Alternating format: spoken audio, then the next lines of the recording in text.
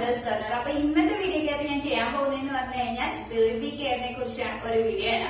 അപ്പം ആദ്യമായിട്ടാണ് ആരെങ്കിലും എന്നെ കാണുന്നെങ്കിൽ ഞാൻ ആശ. ഇപ്പൊ നമ്മുടെ ചാനൽ കണ്ടിട്ട് ഇഷ്ടപ്പെടുവാണെങ്കിൽ താഴെ കാണുന്ന സബ്സ്ക്രൈബ് ബട്ടൺ ഒന്ന് ക്ലിക്ക് ചെയ്യാൻ മറന്നായിരിക്കും. അതിനുശേഷം വരുന്ന ബെല്ലൈക്കൺ കൂടി മറക്കാതെ ഒന്ന് ക്ലിക്ക് ചെയ്തേക്കുക. അപ്പൊ ഇന്നത്തെ വീഡിയോയിൽ എന്ന് പറഞ്ഞാൽ കുഞ്ഞിന് ഗ്യാസ് കളയുന്നതിനെ കുറിച്ചാണ്. അപ്പൊ എല്ലാവരും എന്നോട് കുറെ പേര് എന്നോട് പറയുന്നത്, ചേച്ചി എത്ര തട്ടിയിട്ടും കുട്ടിക്ക് ഗ്യാസ് പോകുന്നില്ല എന്നുള്ളതാണ്. അപ്പം ഏതൊക്കെ രീതിയിലാണ് കുഞ്ഞിന്റെ ഗ്യാസ് കളയുന്നതിനെ കുറിച്ച് എന്നാണ് ഇന്നത്തെ വീഡിയോ. അപ്പോ ആദ്യം തന്നെ നമ്മൾ ഇന്ന് ഡെമോൺസ്ട്രേഷൻ എടുക്കുന്നത് ഈ ഒരു കുഞ്ഞാവയാണ്.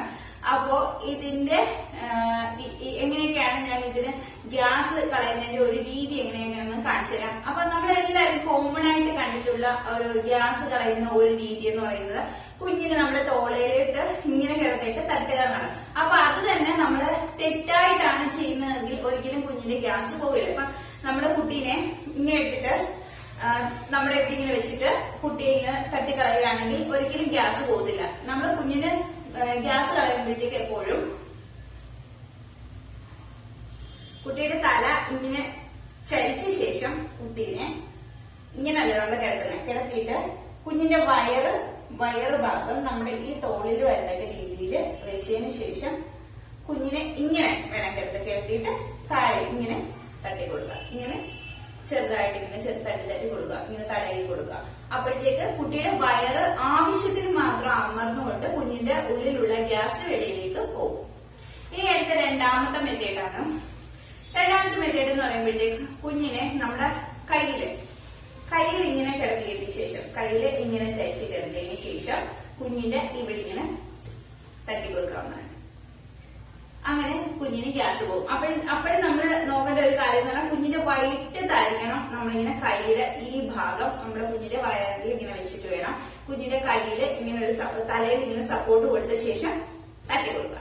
ഇനി അടുത്ത മെത്തേഡ് എന്ന് പറയുന്നത്, ഈ മെത്തേഡ് ഞാൻ കണ്ടിട്ടുള്ളതെന്ന് പറഞ്ഞാൽ നമ്മുടെ നാട്ടിൽ അങ്ങനെ ചെയ്യുന്ന ഞാൻ കണ്ടിട്ടില്ല, പ്രായമായവർ പോലും ചെയ്യുന്ന കണ്ടിട്ടില്ല. എന്റെ രണ്ടാമത്തെ മോന് ഞാൻ ഈ രീതിയിൽ ഗ്യാസ് അവരും ഭയങ്കര ഗ്യാസ് പോകാൻ വേണ്ടി അപ്പൊ ഗ്യാസ് കളയുന്ന കാണുമ്പോഴത്തേക്ക് എല്ലാവരും ചോദിക്കും, യു കുഞ്ഞിനെ ഇങ്ങനെ ഇരുത്തിയാൽ ഗ്യാസ് കളയുക എന്ന് ചോദിക്കും. അപ്പൊ ഇത് ഞാൻ കണ്ടതെന്ന് പറഞ്ഞാൽ നമ്മുടെ കൊൽക്കത്തയിൽ ഞാൻ വർക്ക് ചെയ്തുകൊണ്ടിരുന്ന സമയത്താണ്. അവിടെ എല്ലാവരും കുട്ടികൾക്ക് ഗ്യാസ് കളയുന്ന ഈ രീതിയിലാണ്.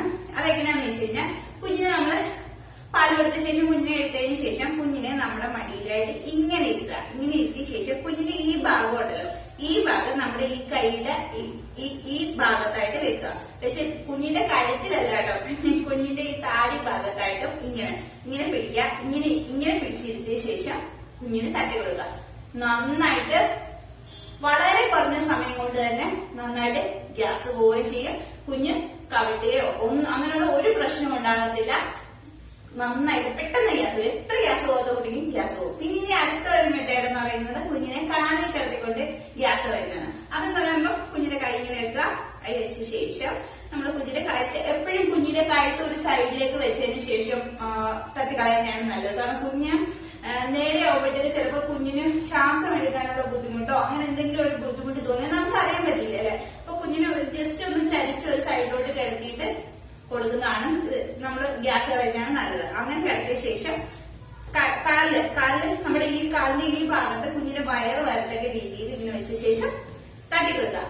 ഇത്രയും രീതിയിൽ തട്ടിക്കൊടുത്തു കഴിഞ്ഞാൽ കുഞ്ഞിന് ഒരു എത്ര ഗ്യാസ് പോകാത്ത കുഞ്ഞിനും ഗ്യാസ് പോകും. ഇനി അഥവാ കുട്ടിക്ക് ഗ്യാസ് ഇനിയും പോകുന്നില്ല എന്നുണ്ടെങ്കിൽ കുറെ സമയം ഒരു മാക്സിമം 20 മിനിറ്റ് ഒക്കെ ചില കുട്ടികൾക്ക് ഗ്യാസ് പോകാൻ എടുക്കുമെന്ന് പറയുന്നത്. അപ്പൊ അതുകൊണ്ട് നന്നായിട്ട് പുറത്ത് തട്ടി തിരിഞ്ഞൊക്കെ കൊടുക്കുക. ഗ്യാസ് എടുക്കോളും.